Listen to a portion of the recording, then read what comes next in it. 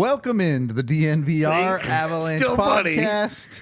It'll never not be funny. Exactly. It works. AJ and Rudo coming to you live on a Friday. You know, we were having this conversation the other day. You were talking about how the Avs have looked to replace Landeskog this offseason by multiple facets. And I thought we should kind of take a look back at last year and have a conversation about what the Avs have learned and how they're going to move forward, in part because, and I'm guilty of this as well, I think you hear a lot about last season in the sense of, well, they were super injured and it was totally out of their control and there was nothing they could do. And part of that is true. But that doesn't mean you can't take anything from the season. There are still things that you can look at and see and do better and understand the league around you and how to improve. For sure. So I wanted to get into a little bit of that today. And I guess I kind of wanted to start with roster construction here, jumping off from the point we made yesterday about Landeskog and getting bigger rather and building to play tougher to be against. Okay.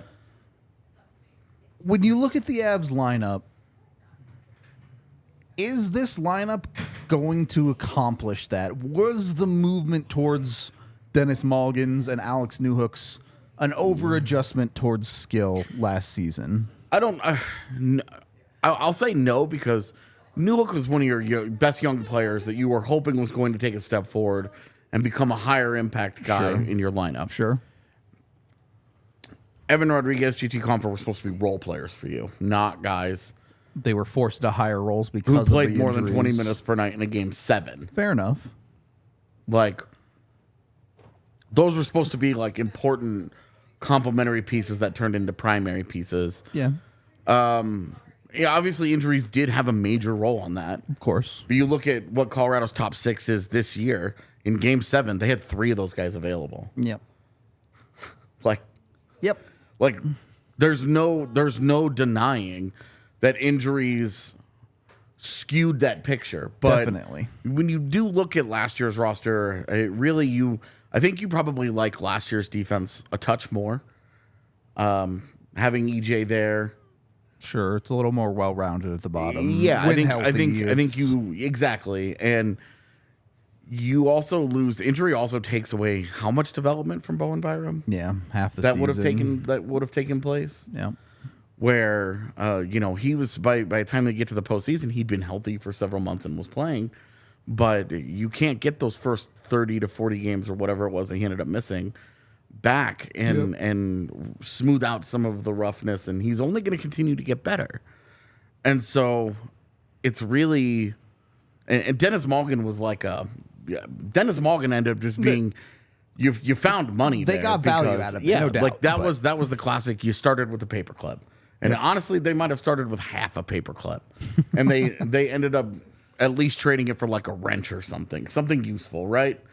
And again, I'm not trying to say Malgin wasn't good, but you saw in the playoffs where he stopped being nearly as effective of a hockey player. And you also saw a stark contrast between guys that can get you through a regular season and guys that can be effective regular season players. And guys that can do it in the playoffs. Yeah, and guys that just don't. That game gets faster, tighter, where more physical, Dennis and it stops working. He's in the postseason. You're going against exclusively good teams, so there's no like Dennis Malgin taking advantage of the Anaheim Ducks kind of thing.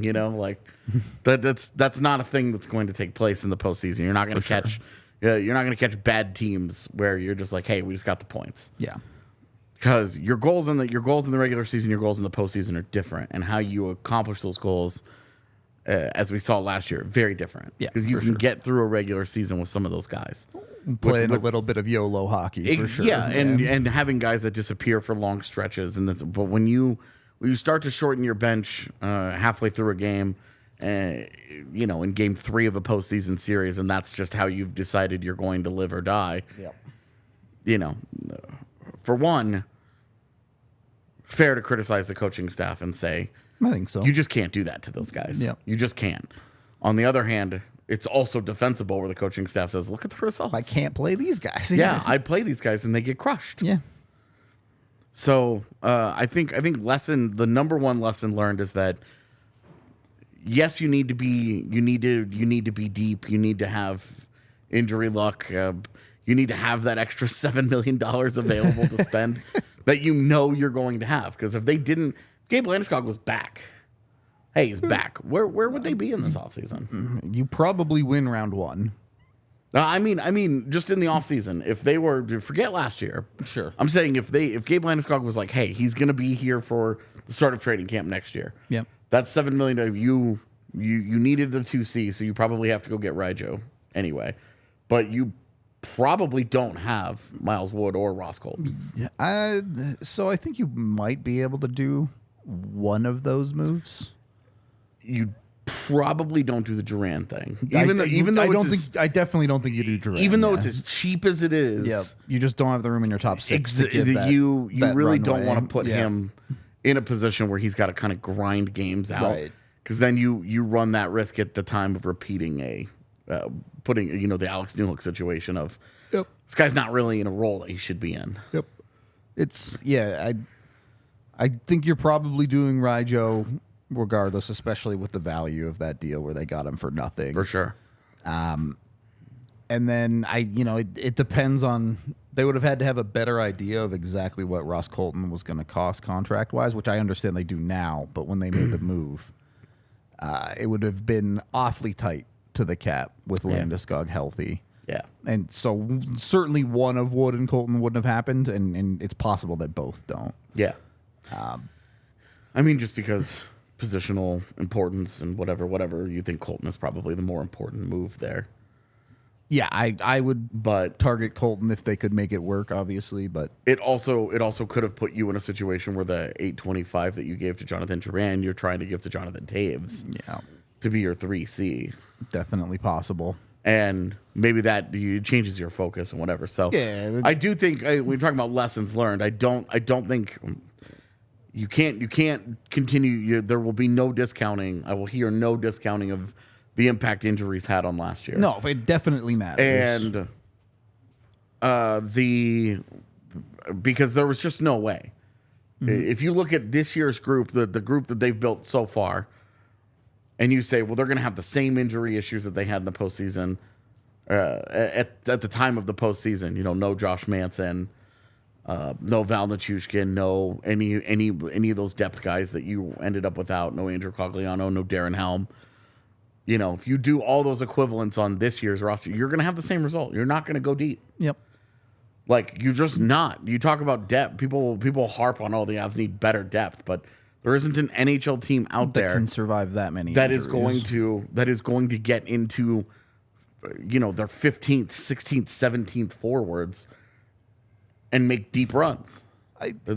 Sure. You just don't exist that way. Had Seattle had to do it, the drop off between their guys and the guys in Coachella Valley would have been significant. Yeah, I agree. It just wouldn't have worked that way. It does matter. It is important context, but I also don't want to write off everything else that happened. And I want to talk about, I think, a positive lesson learned here too, and maybe part of the reason why you saw the Avs go after a Jonathan Drouin this offseason is because of the success they had with Evan Rodriguez. Yeah. And I'm not saying it's perfect. I get Erod wasn't the best player in the world the second half of the regular season. For sure. But you got a nearly 40-point guy out of someone you gave $2 million to play in your middle also six. Had injury issues. He played, 66 games or something like that? He did not hit 70. Yeah. So you got quality value on your dollar there. And then with Erod specifically, he turned around and was one of your better forwards in the playoffs. Yeah.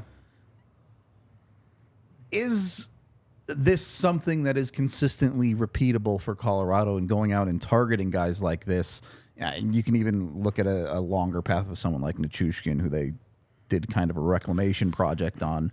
Or are these more shots in the dark that they're getting lucky on?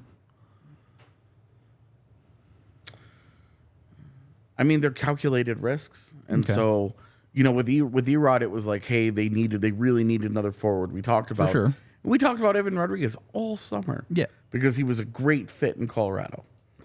Just a stylistic fit that made perfect sense.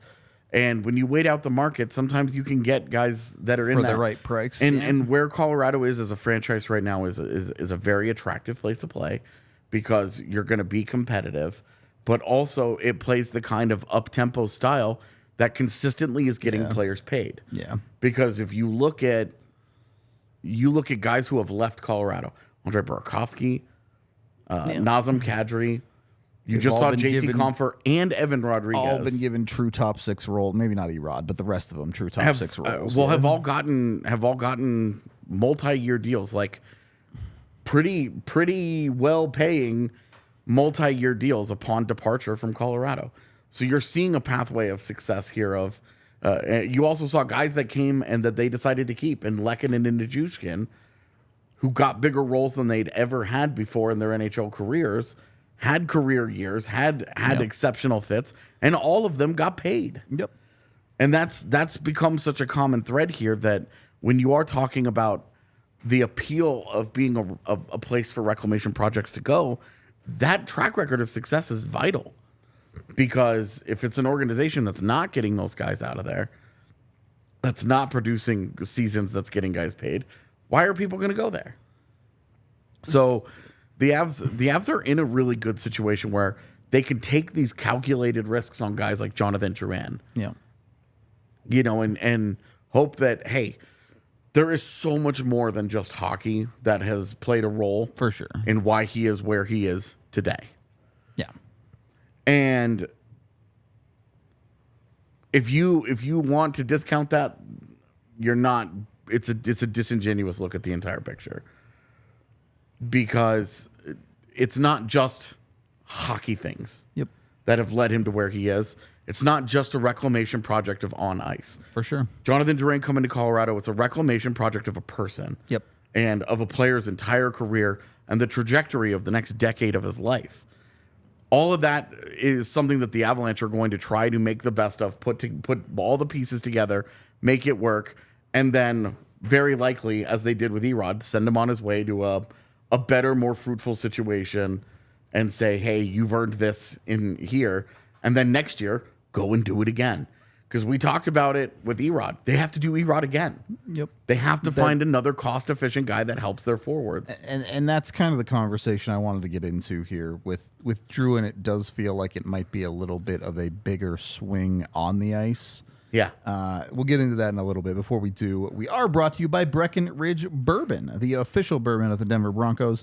They come from the Breckenridge Distillery, also known as the world's highest distillery, founded in 2008, most widely known for their bourbon whiskey, rye mash American-style whiskey. Their bourbon is one of the most highly awarded bourbons in the United States. So they have award-winning spirits. They offer a ton of awesome different drinks and immersive guest experiences if you go down and visit them. Highly recommend if you haven't been out, by the way. Obviously, we've done Breckenridge Brewery forever. Now we got Breckenridge Distillery, too. So we're all about it out here. Breckenridge Distillery products are available in all 50 states. You can shop your local retailer or visit BreckenridgeDistillery.com for more award-winning Breckenridge spirits. We are also brought to you by the fantastic people over at the Circa Resort and Casino. I'm actually low-key hyped that we're sponsored by these guys, because I'm sure you've all seen the giant pool with the giant television screen out in Vegas. That's Circa. That's these guys. So definitely might be taking advantage of some of their amenities the next time the Avs play Vegas. I'll put it that way to you. It's the world's largest sports book, by the way, over at Circa. They have a 3-story stadium-style. It takes 10 people to operate a 78 million pixel screen where you can watch whatever sports you're feeling. It's a lot of pixels. And you can turn anything on that thing. I mean, it doesn't have to be like just hockey or basketball or the major sports. You could be watching badminton on that thing if you wanted to. So what a waste. 78 million pixels to watch badminton. It's that many pixels, I might actually be able to see the birdie flying back and forth. You know, they hit the thing so hard. Anyway, you can also get food from Victory Burger and Wings Company, as well as Project Barbecue. They have a bunch of VIP seating in different areas of the club. It's always looked really fun. It has been like every time I see it, I'm like, I feel like I would just vibe there all day and just chill and watch whatever sports happen to be on. You can also get the Circa Sports app. It's available here in Colorado, where you can download it. They have a 7,000 square foot casino with 2 levels to boot. So whatever it is that you're looking to enjoy yourself in Vegas, Circa has you covered. If you're heading out there for any sporting event, you can book your stay with code DNVR20 to get 20% off. And you can download that Circa Sports app at circasports.com. Bets can only be made while physically located in Colorado. Must be 21 or older. All rights reserved. Circa Sports Colorado encourages you to gamble responsibly. Gambling problem? Call or text 1-800-GAMBLER or visit problemgambling@colorado.org. Second period of the DNVR Avalanche podcast. 78 million pixels, and Luke wants to play Mario Kart. It's a great idea. Yeah, doesn't matter how many pixels are on the screen if the thing's programmed to only have like 12 pixels. Look, man, it's gonna be awesome getting blue shelled in high def. Okay. Wow. Yeah, exactly. Jonathan Drouin specifically, and we'll get to the other side of this of repeating the Erod conversation. Yeah. But I think a little bit of a difference that we see this year is the Avs taking this reclamation swing on a guy that going into this, they want him to be in their top 6. Definitely, and the difference between Jonathan Drouin and Evan Rodriguez has spent the majority of his career as more of a middle 6 depth guy. In Buffalo, he was more of just like a hard 4th liner for a long time. Yeah. And then in Pittsburgh, he got a little more opportunity, and then we saw in Colorado taken away was at kind of a times, Swiss Army knife. Yep. So with Evan Rodriguez, he kind of fit into a lot of places. There was a lot of versatility there. Mm-hmm. With Jonathan Drouin, you're going to get less of that. Looking but for a more specific role for the sure. idea is that, let's be real here. It's really not hard to dream on Jonathan Drouin coming into Colorado, fitting in with an up-tempo style that feeds into the way that he transports pucks. Yeah, the way that he can carry pucks through the neutral as zone. well. Yeah, and the way that he gets through the neutral zone with possession, something that they needed to replace, specifically with the departure of Evan Rodriguez and JT Compher, way more so Rodriguez. At times it seemed like they thought JT Compher could do it. How they, good he actually they was asked at him to do it more than I think he should have been. Fair. But that's a role that they needed to replace, and with Drouin, you see little things like that make sense. Yep. And then you think about him as a potentially high-end distributor and playmaker. It's easy to see where this guy feeding a puck to a McKinnon or a Rantanen on a regular basis, right. even Nichushkin and Johansen. Well, There's and to be honest with you, on a second power play unit, even a guy like Ross Colton with such a good one-timer that he can lean into. So you talked a little bit, and I'm bringing this up for the second time in the show, but how the Avs replaced Landy with a bunch of guys going net front. Yeah. I think a thing that goes under the radar a lot with Gabe Landeskog's play is how consistent of a distributor he is. And it's not flashy. It's not the highlight reel level stuff, but he just makes the passes that result in goals. More assists than goals in something like the majority of his seasons. Yeah. All but 2 or 3 seasons that he's had in the NHL. Very good distributor. And I think Drouin is part of that conversation where he is replacing a little bit of that part of Landeskog's game for them this year. And it, like you mentioned, it's easy to see, oh, well, if you can play him with Rantanen, that's a dude who scored 55 goals last year. If you can play him with McKinnon, that's a dude who's an incredibly high-volume shooter. Yeah.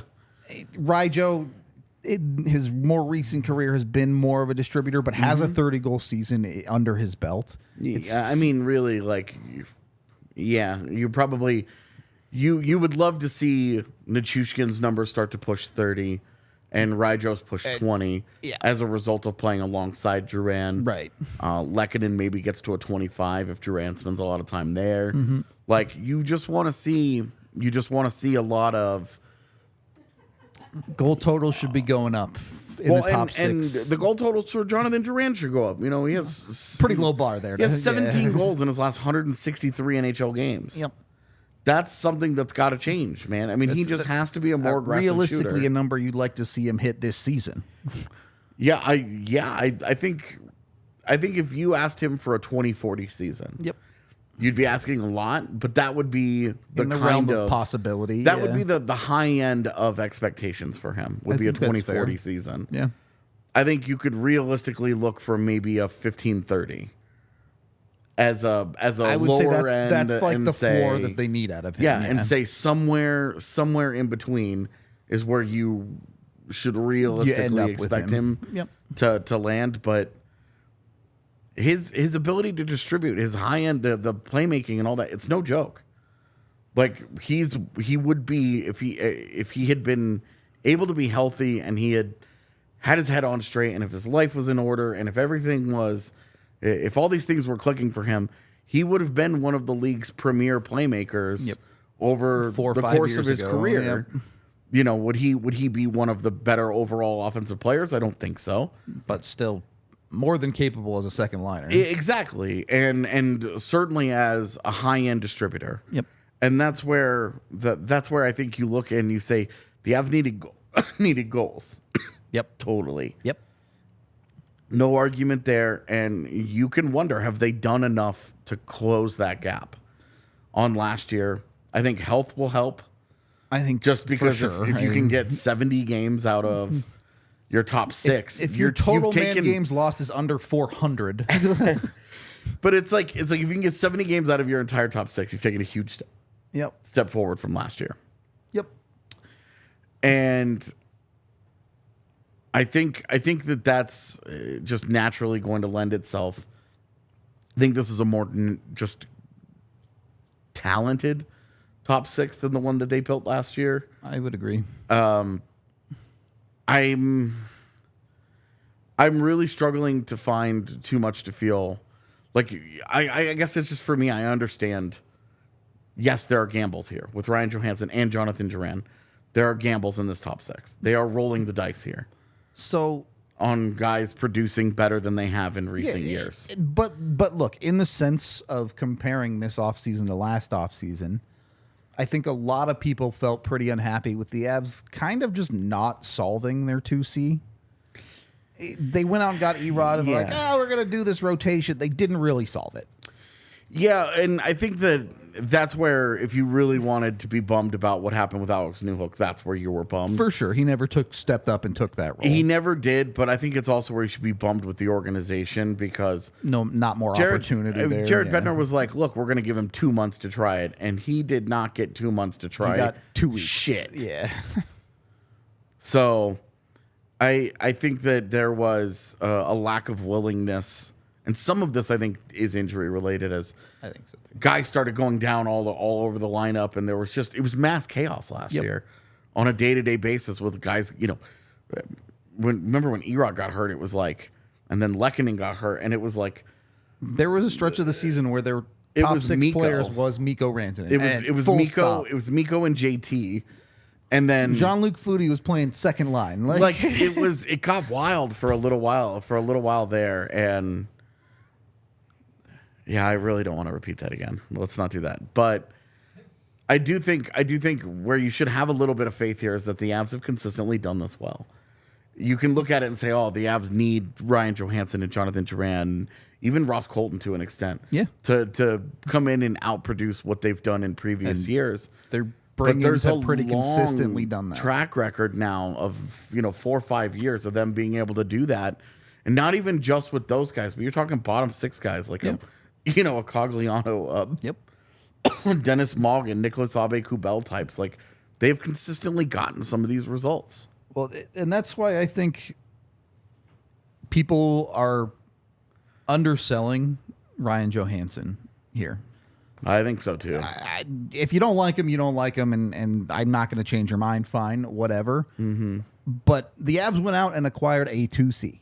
A guy that's been a 2C for the last 5 or 6 years. Yep.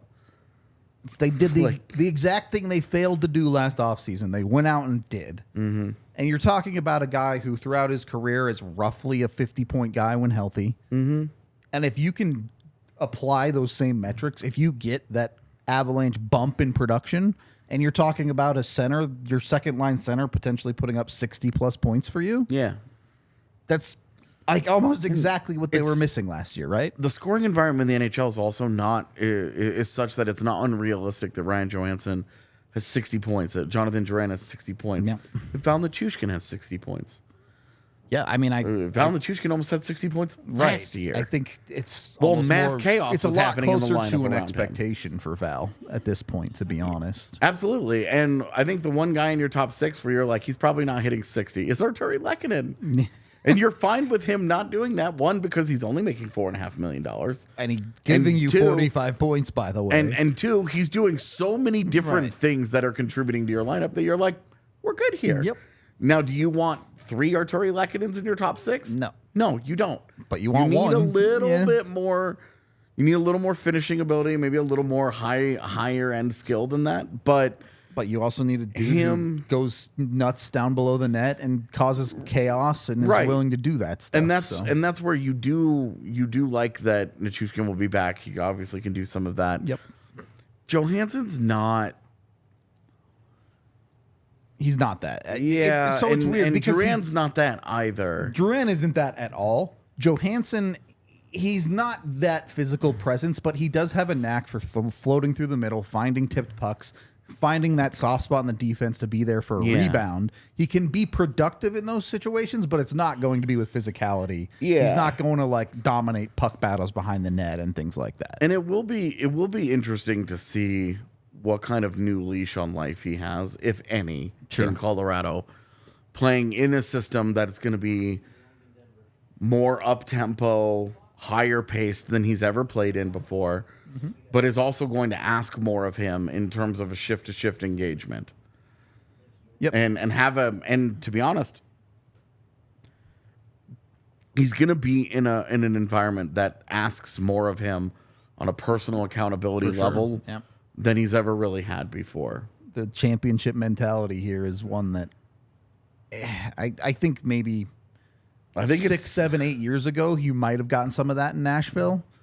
I think that its lack of development in Nashville is one of the reasons why they failed to achieve some of the goals that they had set for themselves. And they got they got pretty close. And I think Nashville was one of the better teams in the Western Conference a handful of years ago. Akin to that, I think, in Nashville. And then Pekka Rinne retired, and I don't think they've quite had that same level since, basically. Yeah, and they've just, part of the reason Ryan Johansen himself was not as good as he needed to be.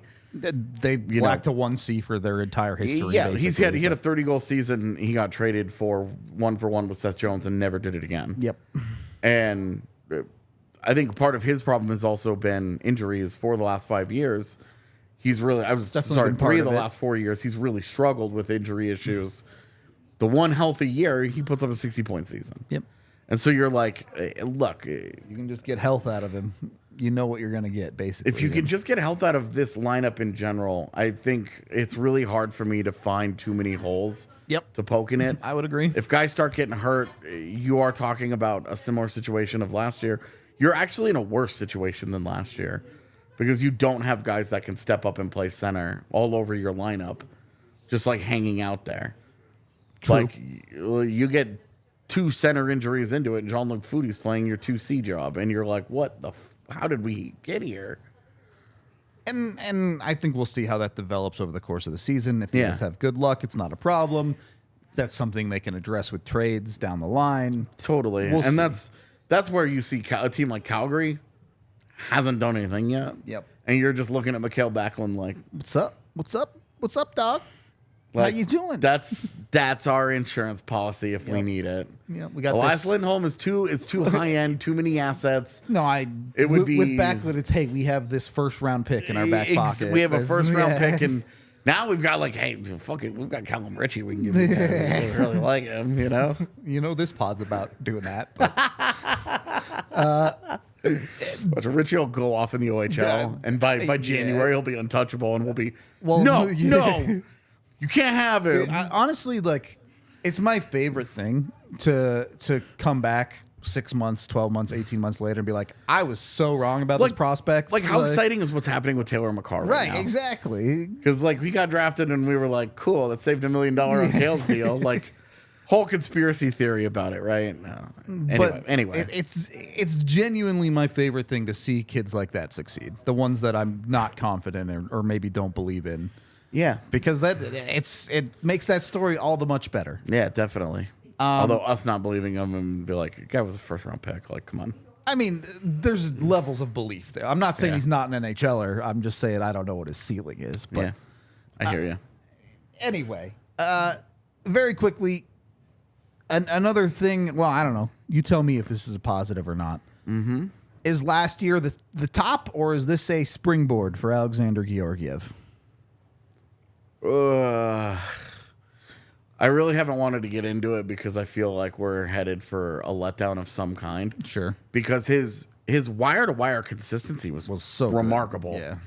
The fact that he really did not experience his worst dip of the season was in December, when the team in front of him there's AHLers decimated, and he also had to win a couple of games 0-0. Literally 1-0 with Evan Rodriguez in the shootout. Yeah, like Montreal and the Islanders in Denver. Yep. In the same week, you're talking about he got no goal support, man. And he's just like, if I give up a goal, we lose. Yep. And so that's with Georgiev, let's just say I'm nervous. Sure. Not because I don't believe in him, but because that consistency it's just really hard to sustain that across multiple seasons. Exactly. It was really, really tough. He might have some higher highs, but I'm expecting a couple of lower lows as well, which will make it harder to win some games. And, you really do need a healthy season out of Pavel Francouz. It's a contract year out of him. That's true. And if this pattern continues, he'll be great this year. The Avs will give him another 2x2. And then next year he'll get hurt. Yeah, 2 years from now he'll get hurt. Well, you know what? If you're hurt, you can go over and cure all your ailments with Illegal Pete's. I don't think they actually cure injuries, but their burritos... Yeah, we probably should not put that in the water supply, that Illegal Pete's has healing properties. Their burritos taste so good, they might make you forget about the pain for a little while. Go. How about that? Escapism is natural. Yeah, of course. Fresh ingredients in all of their burritos. 11 different locations here in Colorado you can check out with the longest happy hours around 3 to 8 p.m. every single day. If you're in my neck of the woods, it doesn't start hailing until 9 p.m., so you're fine. You can... Mine, it's 5 p.m. Yeah, you got to come out east. That's where... No, I'm good. Either way, dodge the hail. Get yourself to Illegal Pete's. There's one just a couple blocks from the DNVR bar. We can pregame.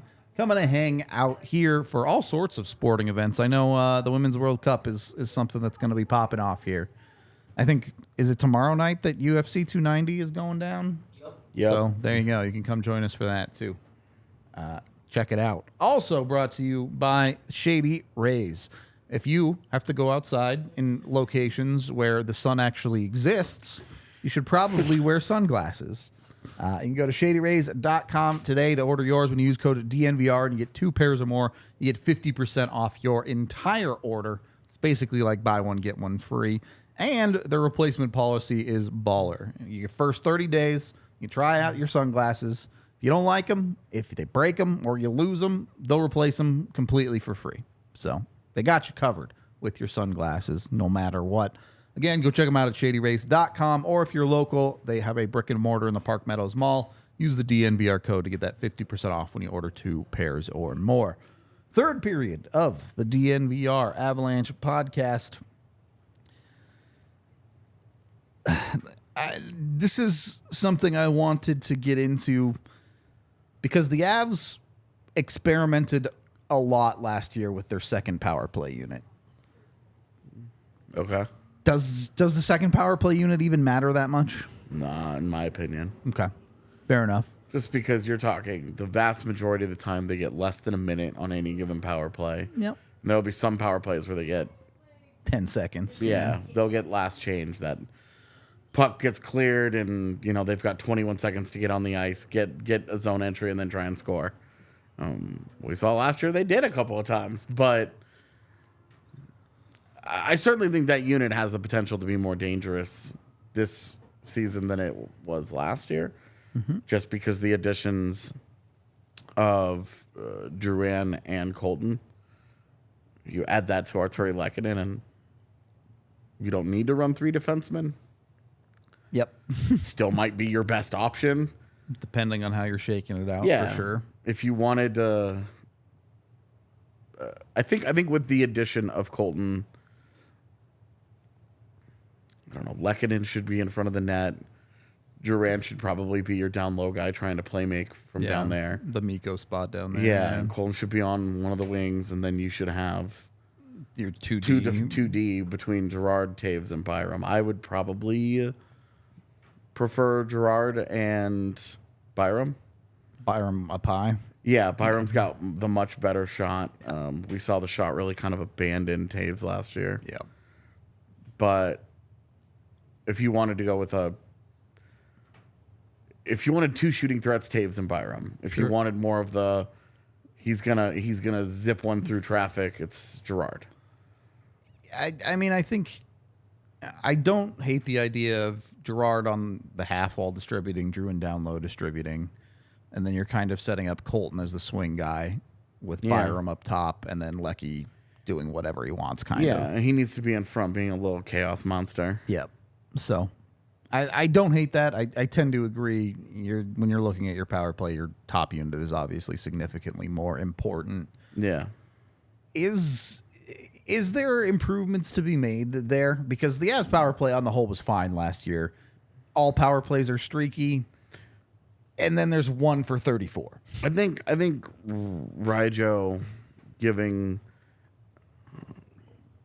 with the playmaking and with his ability in front of the net, both deflecting the puck and using his size to position. win, to win puck battles, on rebounds and things, is a big jump over JT Compher.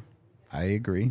I think that is a legitimate, and then I think Lehkonen being replaced by Nichushkin on a permanent basis is a big jump. And with Ryjo, you are also talking about you're going to win more faceoffs. True. Through the course of a season, it might end up being like 15 faceoffs or whatever. It could be like a pretty small number of overall faceoffs, but we talk about situational faceoffs matter, and to start power plays, penalty kills, late in games, things like that. Those are when they matter, and because if you lose the faceoff, then you have to worry about the entry, and that's where teams are putting all of their focus on defending everybody. Yep. And now the Avs have Nathan McKinnon, who is a unique, literally the best in the world at doing exactly that. But zone entry monster. Yep. But you do look at it, and realistically, it is, well, that's great that you have that, but you lose the face-off and you've lost 20 seconds off the top. It's just time gone. So, and then if you don't get 2 entrances, you've already gone 45 seconds, you've accomplished nothing. That's when you start to care about your second unit. Yep. So I do think that they've actually min-maxed the top unit quite a bit to have meaningful upgrades that if it doesn't finish top 5, I'll be I'll be disappointed if it's like 6th or something. It's like 6th or 7th, and it's within a percentage point or whatever, where you're like, okay, so this is 2 goals across 82 games of being showed. Like, I'm not going to care about that for sure. But I do think it needs to be. It does need to be one of the better. It does need to be one of the better power play units in the league. Right now, I'm far more worried about the PK side. The PK, where it is. I mean, let's talk about that. Last year, it obviously started off pretty slow. The EJ Manson pairing struggled a lot early on. But as the season went on, I think they figured a lot of things out. You started seeing them roll a lot of forward pairs that were effective down there. Yeah. The defense, it seems pretty straightforward with what they're going in with this season on what they're going to run down there. Until there's another signing, I think sure. Your top 6 is really easy. Yep. You look at Devon Taves, Josh Manson, and Jack Johnson as your 3 set and forgets. Your easy. Those guys are going to be on your PK, and you throw Probably Byram with occasional Gerards and Makars in there. Yeah, and then you go from there. You decide, do you just want to roll your top pairing and then roll Jack Johnson and Josh Manson as your second PK pair? Like, I'm open to it. I would really love to get Cale Makar off the PK. We've seen some bad for a Norris argument, good for his overall health and play. And we've seen Sam Girard be plenty effective in his time on a penalty kill. Really weirdly, one of the most effective PK defensemen they've had over the last few years, despite the lack of physicality. So. Yeah, it's funny. He might lose those battles, but when you're talking about PKs, you don't really engage in them as much. You're just preventing. Because you're playing zone defense and not man, and so you're not matching up with the guy in front of the net one-on-one fighting for position. You're using your stick to take away passing lanes and shooting lanes. And a guy with good skating, good positioning, and a super active stick is good at that. Yeah, is a PK asset. Yeah, so crazy how that works. Yep. Okay. Looking across the course of last season and this season's current roster, I get the Avs are probably going to still add at least one more piece. They really need to. They need a forward. Yeah. I mean, they just need one. One injury and you're into McDermott at forward. Yeah. So before we get into that, actually, let's start there. Obviously, we've been talking about Danton Heinen a lot. Yeah. Is this what they're targeting? Do they need a guy who can PK in their forward core? Or would you be willing to give that up for maybe a little bit more offensive upside? I mean, so I think when you talk about the PK thing, really my PK desire is I want a guy that will take and win a face-off on the PK. Okay. Now, I'm open to the idea that Ross Colton is that guy. Sure. If he is, great. Yeah. We're problem solved. But in terms of filling that role, I think their preference, we'll see what they prefer. Because if they go and get a Taves or a Noshik, that's what they wanted. Mm-hmm. If they go and get,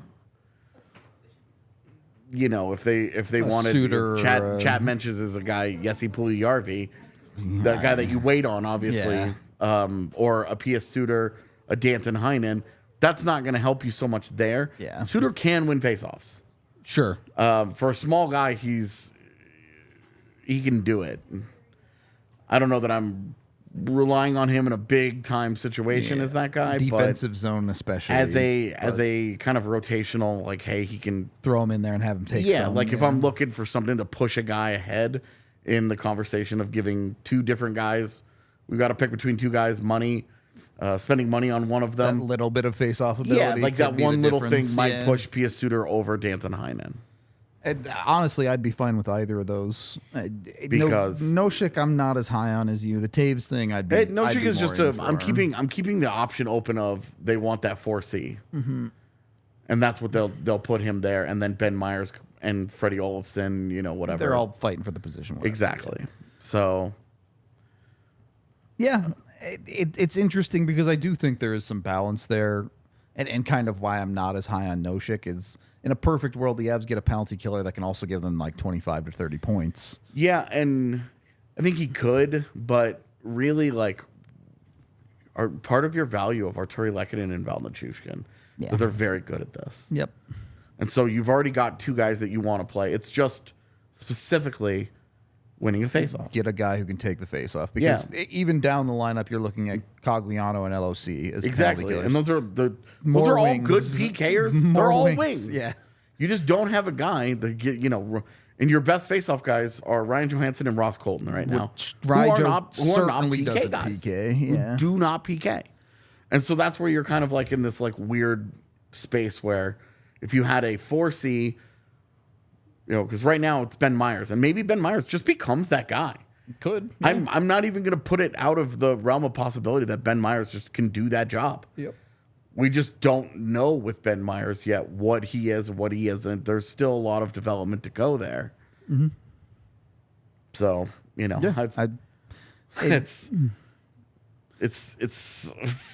funny because we're oh, they need this, but maybe they have it. I don't know. It's interesting because I think you feel a lot more comfortable as we're not sure exactly who's going to fill the role of face-off taker on the penalty kill.